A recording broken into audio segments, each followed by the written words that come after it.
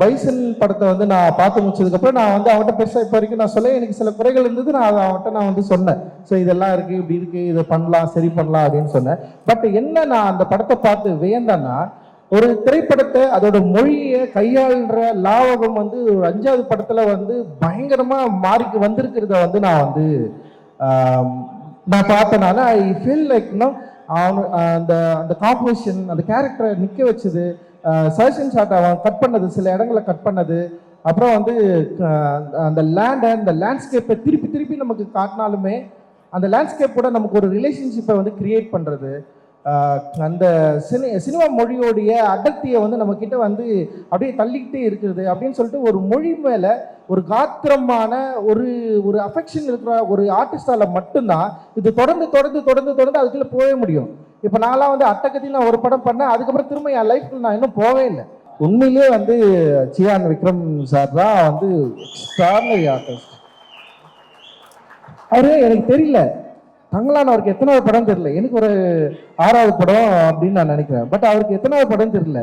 நான் அவர்கிட்ட கேட்டேன், நீங்க எதுக்கு இவ்வளவு கஷ்டப்படணும், இவ்வளவு வருஷத்துக்கு அப்புறம் இத்தனை படம் நடிச்சதுக்கு அப்புறம் நீங்க எதுக்கு இவ்வளவு உடல் உழைப்பு தரணும் அப்படின்னு நான் கேட்டேன். நான் தங்களான் படத்துக்கு அப்புறம் வந்து அவருக்கு இந்த சமூகம் தர வேண்டிய ஒரு மரியாதையை தந்துதா அப்படின்னா வந்து நிச்சயமா இல்லை.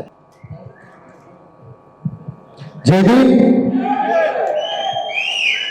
ஓகே, ரொம்ப சந்தோஷம், மகிழ்ச்சி. இவ்வளோ பெரிய ஈவெண்ட்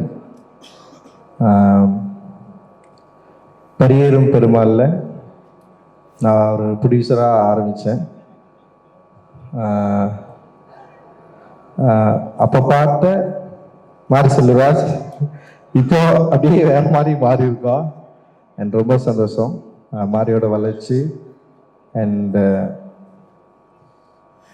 ஸோ இந்த மாதிரி ஒரு நிகழ்வு மாரிக்காக, மாரியோட படத்துக்காக திரும்பவும் நீளம் மூலமாக நடக்கிறதுல வந்து நான் ரொம்ப மகிழ்ச்சி அடைகிறேன். வாழ்த்துக்கள் மாரி. Thank you Aditi.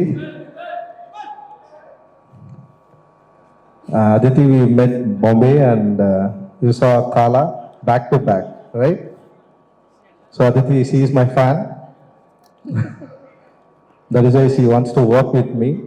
She wants to make a movies and social என்ன சொல்றது, சமூக அரசியல் அடிப்படையாக இருக்கிற திரைப்படங்களை என் கூட சேர்ந்து படையெடுக்கணும்ட்டு தமிழ்நாட்டில் நிறைய பேர் பண்ணாங்களான்னு தெரியாது. But Bombay, she will come and she came for me and my thought, what I believe, philosophy. And thank you Aditi. And so wonderful. We will lot and we have to do lot. And thank you Samir sir. And promote, ரொம்ப நன்றி. ப்ரமோட்டுக்கு வந்து சீனிவாசன் வந்து சொன்னாருன்னு நினைக்கிறேன், இல்லை உங்களை introduce பண்ணது. So Srinivasan மூலமாக நான் உங்களை வந்து மீட் பண்ணேன். அண்ட் ப்ரமோட் தான் I made Sameer sir. And Sameer sir, you believe me. And என்ன என்ன விஷயம் நான் சொல்ல விரும்புகிறேன்னா, அண்ட் சமீர் சாருக்கும் நான் என்ன யோசிக்கிறேனோ அண்ட் நான் என்ன பிலீவ் பண்றேனோ இந்த social பாலிடிக்ஸை he understand me, he understood and that is why he wants to support me. அதுதான் வந்து ரொம்ப முக்கியமானதா நான் வந்து நினைக்கிறேன். அண்ட் ரொம்ப ரொம்ப நன்றி. Thank you Sameer sir and entire applause team. And Sunil, you such a sweet boy, sweet man, always you have a lot of positivity and such. Thank you your support is wonderful, amazing. Thank you. And Prasoon and over involved everyone from Applause. And we've been doing we already we finished 2 movies and we need to do a lot.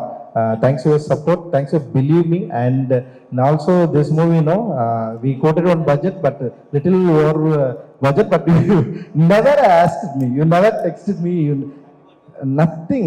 Thank you, you believe me a lot. And after Sada Bison, no, you sent us a message and the film was awesome and amazing. You just felt like, no, very emotional. And that time, no, that time I got okay fine. He spends money and he loved the movie, right? That is enough. Thank you Sameer sir. And ரொம்ப மகிழ்ச்சியாக இருக்குது, சந்தோஷமாக இருக்குது. எனக்கு தெரியல நான் ஏன் படம் எடுக்க வந்தேன்னா அதுக்கு எனக்கு பல காரணங்கள் இருக்குது, பல யோசனைகள் இருந்தது. அந்த யோசனை மூலமாக தான் நான் படம் எடுக்க வந்தேன்.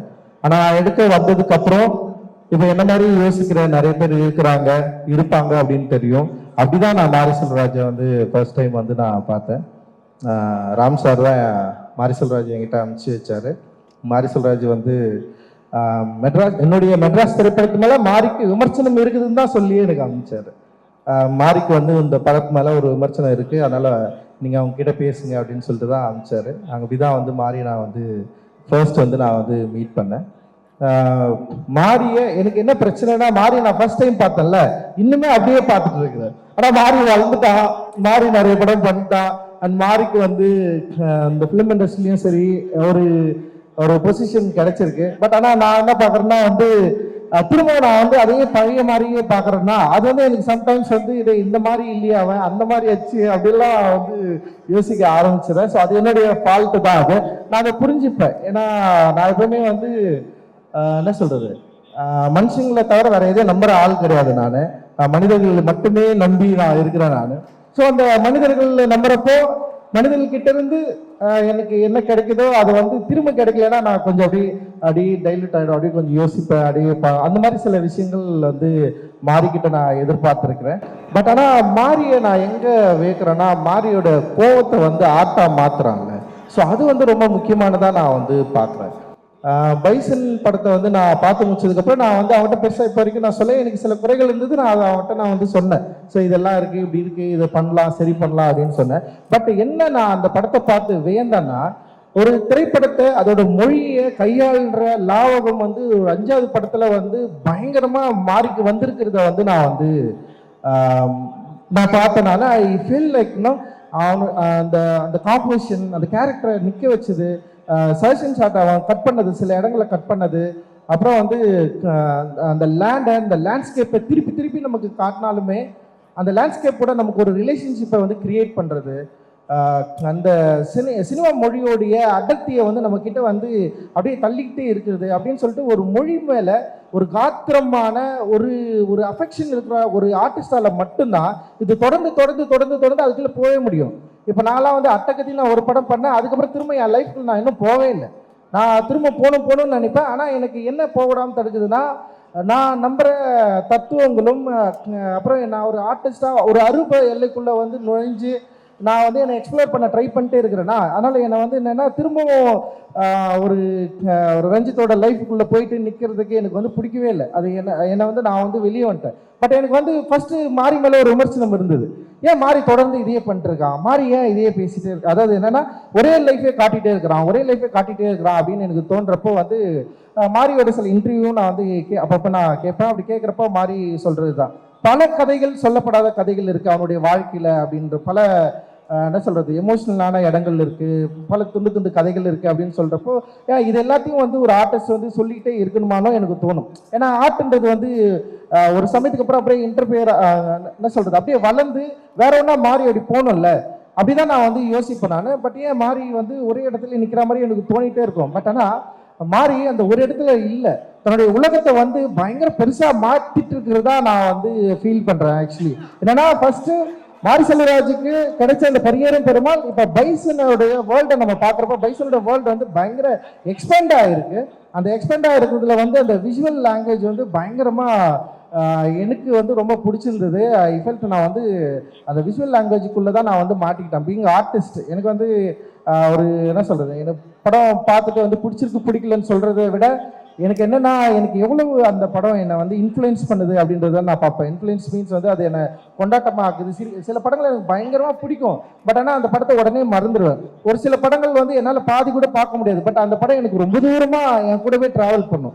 ஸோ அந்த மாதிரி தான் நான் வந்து சினிமாவை நான் பார்க்குறேன். சினிமான்றது வந்து சும்மா ஏதோ ஒரு ஒர்க்கை பார்த்தா நான் வந்து பண்ணலாம், அது பயங்கரமான ஒரு ஆர்டிஸ்டிக் ஒரு மீடியமாக நான் பார்க்குறேன். ஸோ அந்த மீடியமை மாறி இப்போ வந்து பயங்கரமா அதுக்குள்ள அதை கையாளுற ஒரு இடத்துக்கு வந்திருக்கிறதா நான் வந்து பார்க்குறேன். அது பைசன்ல வந்து பயங்கரமா அது தெரியுது.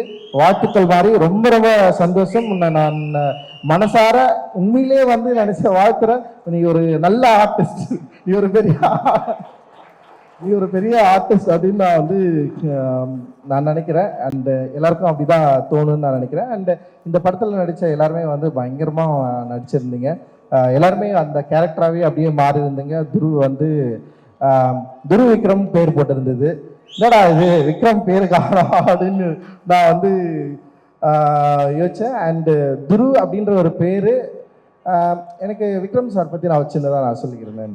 எனக்கு நான் என்னுடைய திரைப்படங்களில் நடித்த நிறைய நடிகர்களை பார்த்து பயங்கரமாக மிரண்டு போயிருக்கிறேன்.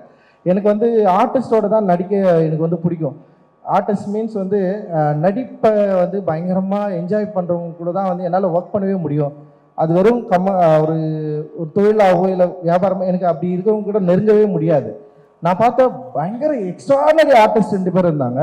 அதில் ஒன்று வந்து இங்கே இருக்கார் அண்ணன் பசுபதி அண்ணா வந்து இருக்காரு. நான் மிரண்டு போயிருக்கேன். ஏன்னா பசுபதி என்ன சொன்னாரு, ஒரு இயக்குனர் என்ன சொல்றாரோ அதுதான் நான் செய்வேன்னு சொல்றாரு. நான் வந்து நடிச்சு காட்ட மாட்டேன். பசுபதி அண்ணன் கிட்ட நான் இன்னைக்கு வரைக்கும் என்னுடைய ஆர்டிஸ்ட் கிட்ட நான் நடிச்சு காட்டினதே கிடையாது. ஆனால் நான் என்ன சொல்லுவேன்னா, ஒரு ஆர்டிஸ்டுக்கு ஒரு நடிகருக்கு ரொம்ப முக்கியமான ஒரு தன்மையே வந்து இயக்குனருக்கு என்ன வேணுன்றதை வந்து அவர் புரிஞ்சுக்கிட்டு தன்னோட உடல் மொழிகளை கொண்டு வரணும் அப்படின்னு தான் நான் வந்து விரும்புவேன். ஸோ நான் நடிச்சு காட்டினா என்ன மாதிரி அவர் நடிச்சிருவாரு. பட் ஆனால் வந்து நான் நடிச்சு காட்ட மாட்டேன். நீங்களே பண்ணுங்கண்ணான்னு சொல்லுவேன். அண்ட் வந்து அவர் சாப்பாட்டா பரம்பரையில் வாத்தியாரா அவர் பண்ணது, ரங்கநாதரா பண்ணதை வந்து எக்ஸ்ட்ராடினரி ஒர்க்கு. அண்ட் அதை விட எனக்கு தங்கலான்ல ஒரு பண்ணதை தான் நான் மிரண்டு போனேன். நான் இப்படி இவரால் இது பண்ண முடிஞ்சதுன்னு சொல்லிட்டு அந்த பசுபதி என்னன்னா நான் மிரண்டு பார்க்குற ஒரு ஆள். அதுக்கப்புறம் வந்து நான் மிரண்டதுனால உண்மையிலேயே வந்து சியான் விக்ரம் சார் தான் வந்து எக்ஸ்ட்ராடினரி ஆர்டிஸ்ட். எனக்கு தெரியல தங்கலான் அவருக்கு எத்தனாவது படம் தெரியல. எனக்கு ஒரு 6வது படம் அப்படின்னு நான் நினைக்கிறேன். பட் அவருக்கு எத்தனாவது படம் தெரியல. நான் அவர்கிட்ட கேட்டேன், நீங்க எதுக்கு இவ்வளவு கஷ்டப்படணும், இவ்வளவு வருஷத்துக்கு அப்புறம் இத்தனை படம் நடிச்சதுக்கு அப்புறம் நீங்க எதுக்கு இவ்வளவு உடல் உழைப்பு தரணும் அப்படின்னு நான் கேட்டேன். நான் எது உங்களை வந்து டிரைவ் பண்ணுது, எது உங்களை வந்து தூண்டுது, எது வந்து உங்களை வந்து புஷ் பண்ணுது, நீங்க இப்படி நடிக்கணும்னு சொல்லிட்டு உங்களை எது வந்து உங்களை சொல்லுது அப்படின்னு சொல்லிட்டு நான் அவர்கிட்ட நான் கேட்டேன். அப்போ அவர் வந்து அப்படி இல்லை, ஆக்டிங் பற்றி அப்படியெல்லாம் பயங்கரமாக சொன்னார். பட் ஆனால் எனக்கு என்ன தோணுச்சுன்னா, தங்கலான் படத்துக்கு அப்புறம் வந்து அவருக்கு இந்த சமூகம் தர வேண்டிய ஒரு மரியாதையை தந்துதா அப்படின்னா வந்து நிச்சயமா இல்லை. அவருக்கு வந்து பெருசாக அங்கீகாரம் யாருமே தரல. ஏன்னா ஒரு படம் வணிக ரீதியான வெற்றி இல்லை அப்படின்ற இடத்தோட ஒரு நடிகனுடைய நடிப்பு நின்றுதா அப்படின்னா எனக்கு ஒரு பெரிய கேள்விக்குறியே இருந்தது. அண்ட் தங்கலான் படத்தில் அவர் நடித்தது வந்து எந்த விதத்திலும் குறைவில்லாதது. ஒருவேளை வந்து டிரெக்டரா நான் வந்து அந்த படத்தை கரெக்டா மக்கள் கிட்ட கொண்டு போய் சேர்க்கறது என்னுடைய மொழி வந்து சிக்கலா இருந்திருக்கலாம். பட் அந்த தங்கலான் கதாபாத்திரத்துல சியான் விக்ரம் ஏற்று நடித்த அந்த உடல் மொழி இருக்குல்ல, அது பயங்கர எக்ஸ்ட்ராடினரியான ஒரு ஒர்க். அதை பார்த்து மக்கள் ரசிச்சிருக்காங்க, பயங்கர கொண்டாடி இருக்காங்க. ஆனா அதை ஏற்றுக்கொள்ளது, அதாவது அதை அக்செப்ட் பண்ணி அதை வந்து பரிசீலிப்பதற்கு இங்க நிறைய மனத்தடைகள் இருக்கு. அப்ப அந்த மனத்தடைகளை ஒவ்வொரு முறையும் அவருக்கு வந்து ஹர்ட் பண்ணிருக்கும்னு நான் நினைக்கிறேன். ஒவ்வொரு முறையும் அவரை வந்து குத்தி இருக்கும்னு நான் நினைக்கிறேன். அப்புறம் அதுதான் அவரை வந்து என்ன பண்ணுதுன்னா, அவருக்கு வந்து ஒரு டிமாண்டை கிரியேட் பண்ணிட்டே இருக்கு. அவர் ஆர்டிஸ்டா இல்லடா, இப்ப அவனுக்கு இதை ஏத்துக்கல, அப்போ வர நெக்ஸ்ட் நான் இன்னொன்னு பண்ணி அதை அவங்களை ஏத்துக்க வைப்பேன் அப்படின்னு சொல்லிட்டு அவர் தன்னை வந்து ஒரு போராட்ட கருவியா மாத்தி இருக்காரு அப்படின்னு நான் நினைக்கிறேன். ஸோ அந்த அளவுக்கு அப்படி இருக்கிறதுனாலதான் அப்படி ஒரு ஆர்டிஸ்ட் நான் பார்த்து மிரண்டு போயிருக்கேன். அப்படி அவருடைய பையன் இவர் எப்படி பண்ணுவாரு. எனக்கு என்னன்னா, அப்பா பயமா நடிக்கிறாருன்னா பையன் அப்படி நடிக்கணும்னு அவசியம் இல்லை.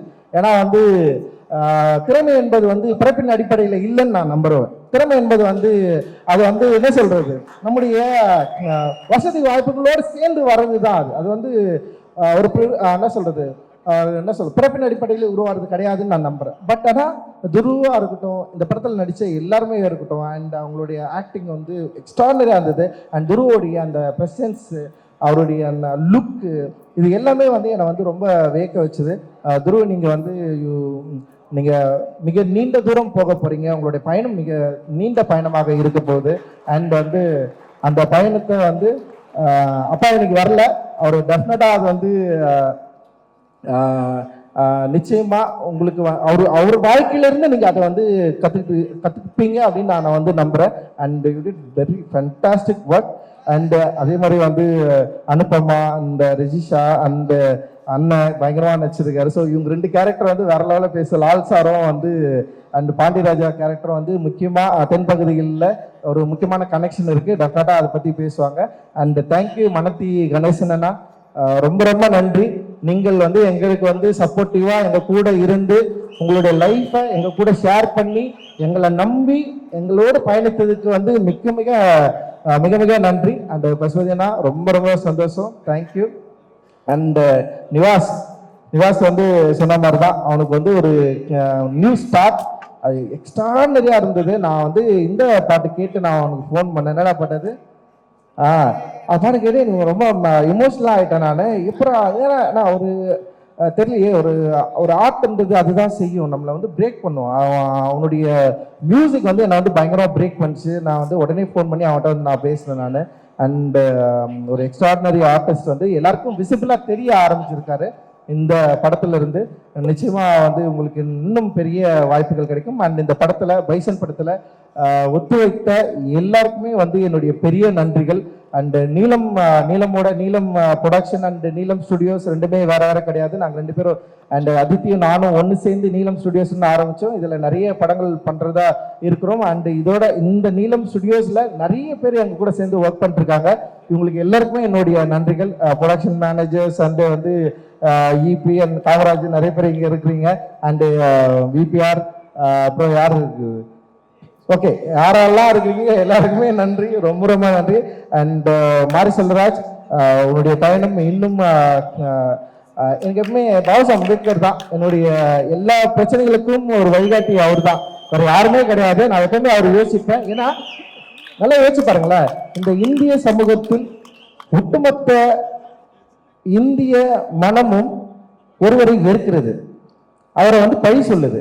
ஆனா இந்த பழி சொல்லக்கூடிய இந்த மக்களை வெறுக்காம தன்னுடைய வாழ்க்கையை இந்த மக்களுக்காகவே அர்ப்பணித்தவர் தான் பாபா சாஹேப் அம்பேத்கர். ஸோ அவர் வந்து காஸ்ட் டிவைட்னால இவ்வளவு பாதிக்கப்பட்டாலும் எவ்வளவு நெருக்கடிகளை சந்திச்சாலும் ஒருபோதும் இந்திய மக்களை, இந்த இந்தியாவை அவர் கைவிட்டதில்லை. அவர்களை, இந்த மக்களை வந்து அவர்களை வழிபடுத்த, அதாவது நெறிப்படுத்தணும், சரிப்படுத்தணும்னு சொல்லிட்டு தன்னுடைய கடைசி நொடி வரைக்கும் வந்து உழைத்தவர் பாபா சாஹேப் அம்பேத்கர். அவர் ஒரு காலமும் இந்த மக்கள் கொடுத்த வெறுப்பை வெறுப்பாக திருப்பி கொடுக்காம அது என்ன பண்றாருன்னா அவர்களுடைய மக்களுடைய அந்த வெறுப்பை அழிக்கக்கூடிய ஆற்றலை தனக்கு ஒரு சக்தியாக மாற்றிக்கொண்டு மக்களை நெறிப்படுத்தக்கூடிய தத்துவத்தை உருவாக்கிட்டு போயிருக்காரு. ஸோ அவர் தான் என்னுடைய வழிகாட்டி. அந்த வழிகாட்டியை அவரு அந்த வழியில நான் இருக்கிறேன் அப்படிங்கிறதுல வந்து எனக்கு வந்து ரொம்ப மிக பெருமையா இருக்கு. அண்ட் ரொம்ப சந்தோஷம் உங்களை எல்லாரும் நான் சந்திச்சதுல. அண்ட் எங்க திரைப்படத்தை எங்களோடு சேர்ந்து ரிலீஸ் பண்ற 5 ஸ்டார் செந்தில் அண்ணன், அவர் எனக்கு அறிமுகப்படுத்தின வந்து நந்தகுமார் அண்ணன், அண்ட் வந்து ஜெகதாபா ஃபிலிம்ஸ் அண்ட் அவர் அறிமுகப்படுத்தின போஸ் அண்ணன், இவங்க எல்லாருக்குமே வந்து என்னுடைய நன்றிகளை தெரிவிச்சுக்கிறேன். அண்ட் யாக்கியா பாய் அவருக்கும் என்னுடைய நன்றியை தெரிவிச்சுக்கிறேன். நெட்ஃப்ளிக்ஸ்க்கு வந்து என்னுடைய நன்றியை தெரிவிச்சுக்கிறேன். அண்ட் சந்தோஷ், இந்த மாதிரி நிறைய பேர் இருக்கிறீங்க. Thank you, thanks lot.